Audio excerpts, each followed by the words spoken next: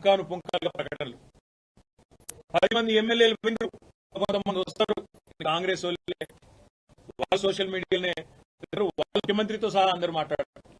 కానీ మళ్ళీ నిన్న మొన్న స్వరం మార్చి హైకోర్టు తీర్పు తర్వాత స్పీకర్ గారు నిర్ణయం తీసుకోవాలి, ఖచ్చితంగా ఈ 10 మంది శాసనసభ్యులు కూడా వీళ్ళకి ఫిరాయింపు వేటు తప్పదు, ఫిరాయింపు నిరోధక చట్టం కింద అని చెప్పి అర్థమైన తర్వాత గడగడ వణికిపోయి కొత్త డ్రామాకు శ్రీకారం చుట్టినారు. ఏం జరిగింది అసలు రాష్ట్రంలో? ఈ ఫిరాయింపులు ఎవరెవరైతే పాల్గొన్నారో తప్పకుండా వాళ్ళ పదవి పోతాయి అనే మాట మేము గల్లీ టు ఢిల్లీ సుప్రీంకోర్టు లాయర్లను కలిసినాం. సుప్రీంకోర్టు స్పీకర్ గారు మీరు తప్పు చేస్తున్నారు, మీ దగ్గరికి ఒక ఫిర్యాదు వచ్చిన తర్వాత, డిస్క్వాలిఫికేషన్ పిటిషన్ వచ్చిన తర్వాత మీరు వెంటనే చర్య తీసుకోవాలా, ఎందుకంటే 3 నెలల లోపల నిర్ణయం తీసుకోవాలని చెప్పి సుప్రీంకోర్టు తీర్పు ఉన్నది, నిర్ణయం తీసుకోండి అని చెప్పి మేము అడిగినాం. మా సోదరుడు కౌశిక్ రెడ్డి గారు, కేపీ వివేకానంద్ గారు, జగదీష్ రెడ్డి గారు అందరు కూడా ఫస్ట్ డిస్క్వాలిఫికేషన్ పిటిషన్లు సంతకం పెట్టిందే కౌశిక్ రెడ్డి, వివేకానంద్ గారు. ఇద్దరు కలిసి ఆనాడు మొదలు పార్టీ ఫిరాయించిన దానం నాగేందర్, కడియం శ్రీహరి, తెల్లం వెంకట్రావు ఈ ముగ్గురు మీద డిస్క్వాలిఫికేషన్ పిటిషన్ ఇచ్చిందే కౌశిక్ రెడ్డి. ఏం తప్పు మాట్లాడింది కౌశిక్ రెడ్డి? ఏమన్నాడు? ఎవరెవరైతే పార్టీ ఫిరాయించినరో వాళ్ళ మీద చర్య తీసుకోండి అని స్పీకర్ గారిని అడిగినాం. స్పీకర్ గారు చర్య తీసుకోకపోతే హైకోర్టుకు పోయినాం. హైకోర్టుకి పోతే హైకోర్టు తీర్పిచ్చింది, 4 వారాల్లో మీరు చర్య తీసుకోవాలి, మీరు ఏ నిర్ణయం తీసుకుంటారో ప్రకటించండి, లేని పక్షంలో సుమోటోగా 4 వారాల తర్వాత మేమే మళ్ళొక్కసారి విచారిస్తామని చెప్పి కూడా హైకోర్టు చెప్పింది. నేను హైకోర్టుకి, గౌరవ న్యాయమూర్తి గారికి కూడా హృదయపూర్వకంగా నేను ధన్యవాదాలు తెలియజేస్తా ఉన్నా బీఆర్ఎస్ పార్టీ పరంగా. ఎందుకంటే మీరిచ్చిన తీర్పు వల్ల ప్రజాస్వామ్యాన్ని గౌరవించినట్టయింది, మీరిచ్చిన తీర్పు వల్ల సుప్రీంకోర్టు తీర్పును గౌరవించినట్టయింది. అదే క్రమంలో ఎప్పుడైతే ఈ ముగ్గురు మీద తీర్పు వచ్చిందో ఆ రోజు కౌశిక్ రెడ్డి గారు మాట్లాడినారు. ఏమన్నారు కౌశిక్ రెడ్డి గారు? దమ్ముంటే రాజీనామా చేయండి, ప్రజాక్షేత్రంలోకి రండి, ప్రజాస్వామ్యం మీద నమ్మకం ఉంటే ముఖ్యమంత్రి రాహుల్ గాంధీ దమ్ముంటే రాండ్రి, ఈ 10 మందితో రాజీనామాలు చేపియండి, మీరు వెంటనే ప్రజాక్షేత్రంలో ఎవరి బలం ఏందో తేల్చుకుందామని అన్నాడు. ఈ మాట ఆ రోజు కౌశిక్ రెడ్డి ప్రెస్ మీట్ పెట్టినప్పుడు ఒక్కసారి నేను మీకు గుర్తు చేస్తా ఉన్నా. కౌశిక్ రెడ్డి గారు మొన్న హైకోర్టు తీర్పు తర్వాత మాట్లాడాడు. కానీ ఆనాడు రేవంత్ రెడ్డి గారు ఆ రోజు ప్రతిపక్షంలో ఉన్నప్పుడు, పీసీసీ అధ్యక్షుడిగా ఉన్నప్పుడు పార్టీ మారిన ఎమ్మెల్యేల మీద ఏం మాట్లాడిండో ఒకసారి గుర్తు తెచ్చుకోమని అని చెప్పింది రేవంత్ రెడ్డి. పార్టీ ఫిరాయించిన ఎమ్మెల్యేలను రాళ్లతో కొట్టి చంపమన్నాడు, సావు డప్పు కొట్టిపిస్తా అన్నాడు. పార్టీ ఫిరాయించిన ఎమ్మెల్యేలను ఉరిదీయాలే అని మాట్లాడినాడు రేవంత్ రెడ్డి. మరి ఆయన మాట్లాడిన మాటల ముందు మా పార్టీ తరఫున మాట్లాడిన నాయకులు ఎవరు కూడా ఆయన మాట్లాడినంత అసహ్యంగా, అంత చండాలంగా ఎవరు కూడా మాట్లాడలేదు.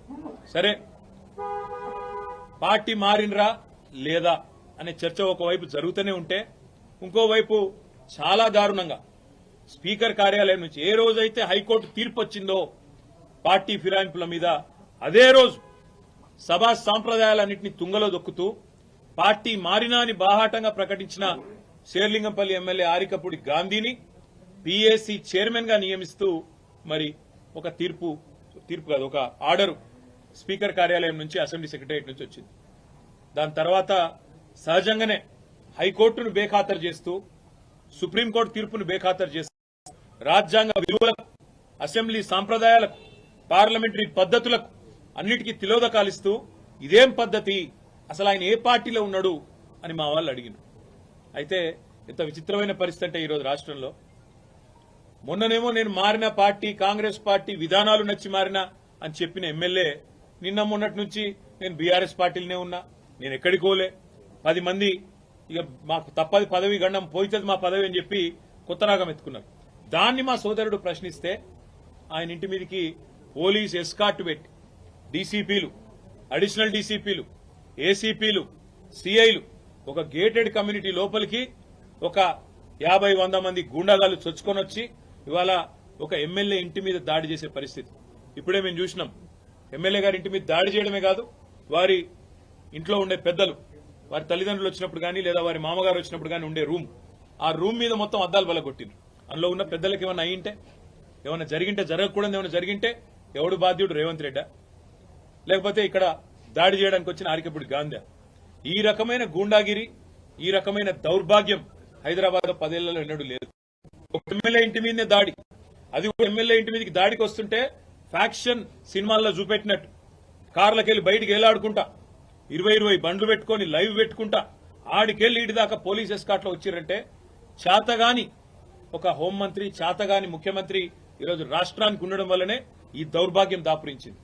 అసలు రేవంత్ రెడ్డి, నేను అడుగుతా ఉన్నా, నువ్వు ముఖ్యమంత్రివేనా? అసలు నీకు అర్హత ఉందా? ఇవాళ హైదరాబాద్ లో నడి వీధిలో ఈ రకమైన గూండాగిరి చేస్తే రేపు జరగకూడదు ఏమైనా జరిగితే ఎవడు బాధ్యుడు? నువ్వా? నీ ప్రభుత్వమా?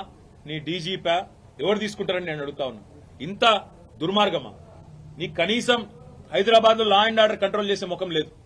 పేపర్లు రాస్తున్నాయి, మన ఆంధ్రజ్యోతి రాసింది 30 రోజుల్లో 28 మర్డర్లు. ఈనాడు రాస్తుంది ఈ నగరానికి ఏమైంది అని. అదేమి చేతగాదు చేసేది. హోంమంత్రి ఉన్నడో లేడో ఎవరికి తెలియదు, ముఖ్యమంత్రి ఎక్కడున్నాడో ఎవరికి తెలియదు. ఢిల్లీకి ఎక్కే విమానం దిగే విమానం అన్నట్టు 22 సార్లు ఎక్కడూ దిగుడు తప్ప పీకిందేమీ లేదు.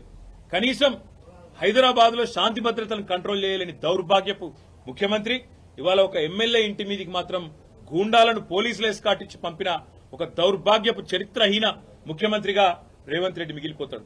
నేను అడుగుతా ఉన్నా, మా కౌశిక్ రెడ్డి అడిగిన ప్రశ్ననే, ఏ పార్టీలో ఉన్నావు గాంధీ? అసలు మీ 10 మంది ఎమ్మెల్యేలు ఎవడైతే పార్టీ మారినరో, ఎవరి ఇంటింటికైతే పోయి ముఖ్యమంత్రి అనేటోడు కండువా కప్పిండో, ఫస్ట్ మీరు ఏ పార్టీలో ఉన్నారో చెప్పండి. మీకు ఇప్పటికే స్పీకర్ దగ్గర పిటిషన్లు ఉన్నాయి 10. స్పీకర్ గారు కూడా తేల్చాలా. ఇవన్నీ కాదు, ఇవేమీ లేదు, మేము రైతు రుణమాఫీ మీద అడిగితే, లేదా వరద బాధితుల తరఫున ప్రశ్నిస్తే, లేదా రైతు బంధు ఎప్పుడేస్తావని అడిగితే, మహిళా సోదరిమణులకు 2500 ఎప్పుడు ఇస్తావని అడిగితే, లేదా పెన్షన్లు ఎప్పుడు పెంచుతావని అడిగితే, 100 రోజుల్లో గ్యారంటీలు అమలు చేస్తా అన్న సన్నాసి ఎక్కడ తెచ్చిండు ముఖ్యమంత్రి అని అడిగితే తట్టుకోలేక హెడ్లైన్ మేనేజ్మెంట్ కోసం, అటెన్షన్ డైవర్షన్ కోసం ఒక దిక్కు హైడ్రా అని హైడ్రామా, ఇంకో దిక్కు ఈ రకంగా ఎమ్మెల్యేల ఇంటి మీదకే గూండాలను పంపడం అంటే దీనికంటే సిగ్గుచేటు ఇంకొకటి ఉండదు.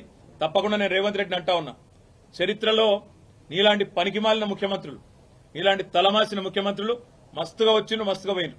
పెద్ద పెద్దోళ్లతోనూ కొట్లాడినాం, చంద్రబాబుతో కొట్లాడినాం, రాజశేఖర రెడ్డితో కొట్లాడినాం, కిరణ్ కుమార్ రెడ్డితోని, రోషయ్య గారితో ఎంతో మందితో తలపడ్డాం. నువ్వు వాళ్ళందరికంటే కూడా చాలా చిన్నోడు, చిట్టినాయుడు, నువ్వు చాలా చిన్నోడవు. నేను మా దగ్గర మా భాషలో చెప్పాలంటే హైదరాబాద్ లో బుల్లబ్బాయి అంటారు నీలాంటి వాళ్ళు. ఇలాంటి బుల్లబ్బాయిలు, చిట్టినాయుడు చాలా మందిని చూసినాం. ఏం ఫరక్ పడేది కూడా ఏం లేదు, ఏం ఇంటికి కూడా వీకలేవు. కానీ ఏదో పైశాచిక ఆనందం, 4 రోజులు ముఖ్యమంత్రి పదవిలో కూర్చున్నా, నేనేందో పెద్దోడిని అయిపోయినా అనేదో ఎగిరెగిరి పడతా ఉన్నావు. రేవంత్ రెడ్డి గారు అధికారం ఎవరికి శాశ్వతం కాదు. నువ్వు ఒక దుష్ట సాంప్రదాయానికి తెరలేపుతా ఉన్నావు. ఇది తప్పకుండా నిన్ను దహిస్తుంది, నిన్ను వెంటాడుతుంది.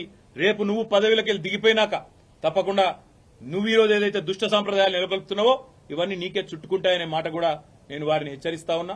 తప్పకుండా ఈ 10 మంది మీద వేటు వేయాల్సిందే. అదేవిధంగా కౌశిక్ రెడ్డి గారి ఇంటి దాకా గూండాలను తీసుకొచ్చిన పోలీసులు ఎవరైతున్నారో వాళ్ళని కూడా వదిలిపెట్టాం. తప్పకుండా అవసరమైతే కోర్టు ద్వారా పోరాడతాం, అవసరమైతే న్యాయపరమైన ప్రయత్నము చేస్తాం. డీజీపీ గారు కనుక స్పందించి ఇక్కడ ఏసీపీ, సిఐ ఎవరైతే దగ్గర ఉండి మరి గూండాలను తీసుకొచ్చి గేటెడ్ కమ్యూనిటీ లోపలికి తీసుకొచ్చి ఎమ్మెల్యే ఇంటి మీద దాడి చేయించడానికి అన్ని రకాలుగా ఇక్కడ రంగం సిద్దం చేసినారో వాళ్ళని తప్పకుండా సస్పెండ్ చేయాలి, వాళ్ళ మీద చర్య తీసుకోవాలని చెప్పి కూడా నేను కోరుతా ఉన్నా. ఒకటి మాత్రం పక్కా, నువ్వెన్ని డైవర్షన్ గేమ్లు ఆడినా, నువ్వెన్ని రకాల హెడ్లైన్ మేనేజ్మెంట్లు చేసినా, నువ్వెన్ని రకాల ప్రయత్నాలు చేసినా నిన్ను మాత్రం బీఆర్ఎస్ పార్టీ వదిలిపెట్టది. 6 గ్యారంటీలు ఏమైనా అని అడుగుతూనే ఉంటాం. రైతు రుణమాఫీ ఎప్పుడు చేస్తామని అడుగుతూనే ఉంటాం. తప్పకుండా రాష్ట్రంలోని పీడిత ప్రజలు, రాష్ట్రంలోని పేద ప్రజల తరఫున మా ఎమ్మెల్యేల ఇండ్ల మీద దాడి చేసినా మా ఎమ్మెల్యేలు కూడా మేము భయపడం.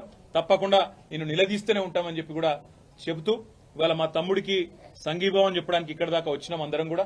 తప్పకుండా భవిష్యత్తులో కూడా ఏ ఒక్క నాయకుడు, ఏ ఒక్క కార్యకర్త మీద ఎక్కడ ఇలాంటి సంఘటన జరిగినా అందరం కూడా అందుబాటులో ఉంటాం, అందరం కూడా తప్పకుండా తరలి వస్తామని చెప్పి కూడా తెలియజేస్తూ, మొన్న ఇక్కడికి వచ్చిన హరీష్ రావు గారిని, మా గౌరవ సీనియర్ శాసనసభ్యులందరినీ కూడా తలకొండపల్లికి తీసుకుపోయి, ఇంకెక్కడెక్కడికో తీసుకుపోయి అష్టదిగ్బంధం చేసి ఎక్కడెక్కడికో తీసుకుపోదాం అనుకుంటే ఎక్కడికక్కడ ప్రజలు స్వచ్ఛందంగా వేలాదిగా ముఖ్యమంత్రి సొంత జిల్లాలోనే ప్రభుత్వానికి చుక్కలు చూపెట్టినారు.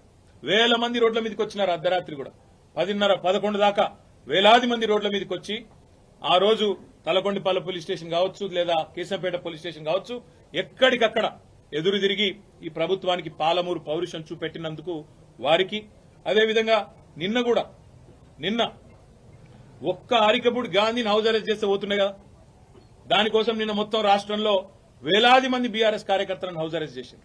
కానీ గాంధీకేమో ముంగట పోలీస్ ఎస్కాట్లు, మంచిగా బ్రహ్మాండంగా ఏసీపీలు డీసీపీలు దగ్గర ఉండి గూండాలను తీసుకొచ్చి ఇక్కడ దాడి చేపించిండ్రు. అక్కడ మాత్రం మొత్తం రాష్ట్రంలో వేలాది మంది మా కార్యకర్తల నాయకులను హౌస్ అరెస్ట్ చేయడం జరిగింది. ఇది ఏ రకంగా మంచిదో రాష్ట్ర ప్రజలు కూడా ఆలోచించాలని చెప్పి కోరుతూ, ఈ హింసాయుతమైన పద్ధతులు 10 ఏళ్లలో తెలంగాణలో ఎన్నడూ తెలంగాణలో ప్రాంతీయం, మన రాష్ట్రం ఏర్పడిన తర్వాత ప్రాంతీయ భాష పేరు మీద గాని ప్రాంతీయ తత్వం పేరు మీద గాని ఆంధ్ర తెలంగాణ పంచాయతీలు గాని ఎక్కడ జరగలేదు. 10 ఏళ్ల మా ఆచరణనే దానికి సాక్ష్యం. మేము చెప్పినాం తెలంగాణ వచ్చిన తర్వాత ఈ పంచాయతీలకు మనకు టైం ఉండదు, అభివృద్ధి సంక్షేమం దాని మీదే ఉంటామని చెప్పినాం, అట్లే నడిపినాం. కానీ ఇలా హైదరాబాద్ లో ఈ పనికిమాలిన ముఖ్యమంత్రి నాయకత్వంలో కొత్తగా ప్రాంతీయ తత్వాన్ని కూడా రెచ్చగొట్టే విధంగా చిల్లరమల్లర ప్రయత్నాలు చేస్తా ఉన్నారు. ఇవేవి చెల్లవు రేవంత్ రెడ్డి, నువ్వెన్ని రకాల డైవర్షన్ గేమ్లు ఆడినా నిన్ను వదిలిపెట్టాం. 6 గ్యారంటీల అమలు మీద పట్టు పడతాం. ప్రధాన ప్రతిపక్షంగా ఈ పార్టీ సంగతి కూడా తప్పకుండా ప్రజాక్షేత్రంలోనే చెప్తామని చెప్పి నేను తెలియజేస్తాను. Thank you. కేటీఆర్ గారు సమాధానం చెప్పండి. పార్టీ విధానమా ఏంటి ఆంధ్రాకు సంబంధించిన మళ్ళీ అదే చెప్తా ఉన్నా, నేను మళ్ళీ అదే చెప్తా ఉన్నా. రేవంత్ రెడ్డి అనే ఒక పనికిమాలిన నాయకుడు, పనికిమాలిన ముఖ్యమంత్రి 10 ఏళ్లు తెలంగాణ ఎంత ప్రశాంతంగా, హైదరాబాద్ ఎంత ప్రశాంతంగా ఉందో మీ కళ్ళతో మీరే చూసినారు.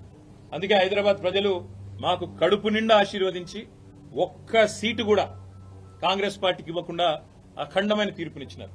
ఇవాళ రేవంత్ రెడ్డి బాధ అంతా ఏంటంటే ఈ హైడ్రా పేరు మీద కూలగొట్టుడు, హైదరాబాద్ లో లేని పంచాయతీలు ఎగేసుడు. ఎందుకంటే ఒక్కటే కారణం, హైదరాబాద్ ప్రజల మీద రేవంత్ రెడ్డి పగబట్టిండు. నాకు ఒక్క ఓటేయలే, ఒక్క సీటు ఇయ్యలే, నన్ను పనికిమాలిన వాడని చెప్పి హైదరాబాద్ ప్రజలు భావించిండ్రు అని చెప్పి పగబట్టి ఇలా లేని పంచాయతీలు పెట్టి ఒక చిల్లరమల్లర ప్రయత్నం చేస్తా ఉన్నాడు. ఒకటి మాత్రం పక్క, మేము ముందు చెప్పినాం, ఇప్పుడు కూడా చెప్తా ఉన్నాం, తప్పకుండా హైదరాబాద్ లో ఉన్న ప్రజలందరూ మావారే. కేసీఆర్ గారు ఈనాడు కాదు, తెలంగాణ రాకముందు చెప్పిండ్రు, తెలంగాణ వచ్చినాక చెప్పినారు. ఇక్కడ ఏ ప్రాంతీయ తత్వం గాని ప్రాంతీయ ద్వేషం గాని, టీఆర్ఎస్ 10 ఏళ్ల అధికారంలో ఉంటే ఎన్నడూ ఒక చిన్న సంఘటన, ఒక చిన్న ఎఫ్ఐఆర్ గాని, ఒక చిన్న దాడి గాని, ఒక చిన్న ఘటన కూడా జరగలేదు ప్రాంతీయ తత్వం మీద. ఇప్పుడు కూడా ఉండదు, ఉండబోదు. తప్పకుండా మరి గాంధీ చేసిన వ్యాఖ్యలు కూడా ఒకసారి పరిశీలించాలని నేను కోరుతా ఉన్నా.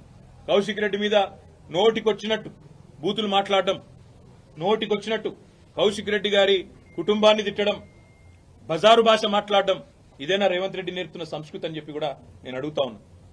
తప్పకుండా మా పార్టీ పరంగా మాత్రం 100% ఈ ప్రభుత్వాన్ని మాత్రం వదిలిపెట్టాం. ప్రజలకిచ్చిన హామీలు తప్పకుండా నెరవేర్చేదాకా ఎంబడబడతాం అనే మాట మళ్ళీ ఒకసారి చెప్తాం. గాంధీ స్టిల్ బీఆర్ఎస్ లోనే ఉన్నా అంటున్నాడు. నేను కావాలా కౌశిక్ రెడ్డి కావాలా తెలుసుకోమంటున్నాను. దీన్ని కామెడీ అంటారు. ఎందుకంటే మీరు అడగడంలోనే కామెడీ. నేను చూసిన ఆయన, నేను ఏదో సమావేశం పెడతా, మన్ను పెడతా అంటే విలేకరులే అడుగుతారు, ఏ పార్టీ సమావేశం పెడతావు సార్. ఇప్పుడు కొంతమంది ఎట్లయిపోయారంటే రాజకీయాల్లో కమిడియన్స్ కంటే ఎక్కువ హాస్యాన్ని పండిస్తా ఉన్నారు. ఆయననే పెట్టుకుంటాడు, నేను చేరిన కాంగ్రెస్ లా అదేదో రేవంత్ రెడ్డి ఏదో పీకి పందిరేసిండు, హైదరాబాద్ లో ఏదో చేస్తాడు, నేను అందుకే అందులో చూస్తున్నా అన్నాడు. నేను అడుగుతున్నా గాంధీని, నువ్వు మొన్న ఎలక్షన్లు ఏం చెప్పినావు శేర్లింగంపల్లి ఓటర్లకు? 9,500 కోట్ల రూపాయలతో కేసీఆర్ గారు, కేటీఆర్ గారు హైదరాబాద్ అభివృద్ధి చేసిండు, మా శేర్లింగంపల్లి అభివృద్ధి చేసిండు, అందుకే ఓటు అడుగుతున్నా అన్నావు. మరి నేను అడుగుతున్నా గాంధీని, నువ్వే కదా కాంగ్రెస్ లో పోయినావు, 9,500 కోట్ల అభివృద్ధి మరి 9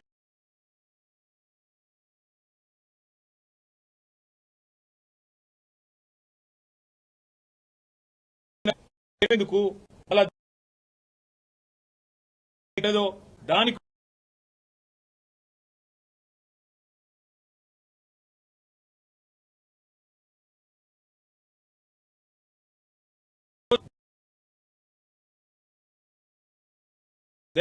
మీ ఎమ్మెల్యే ఏ పార్టీలు ఉన్నాడు అనే మాట మీరు ఒక్కసారి ఒక రౌండ్ 11 డివిజన్లు ఉన్నట్టున్నాయి. ఇక్కడ తలా ఒకటి 10 డివిజన్లు ఉన్నాయి. తలా ఒక డివిజన్ పంచుకోండి, ఆ డివిజన్లోని ఓటర్లను అడగండి. మీరు గెలిపించిన మీ ఎమ్మెల్యే ఎక్కడ ఉన్నాడు, ఏ పార్టీలో ఉన్నాడో అడగండి. దాని ప్రకారం మనం స్పీకర్ గారికి కూడా అదే రిపోర్ట్ మీరు ఇవ్వండి. తద్వారా స్పీకర్ గారికి కూడా చాలా క్లారిటీ వచ్చి కళ్ళు తెరుచుకొని ఆయన తీర్పు జల్దీ తీసుకుంటారని నేను అనుకుంటాను.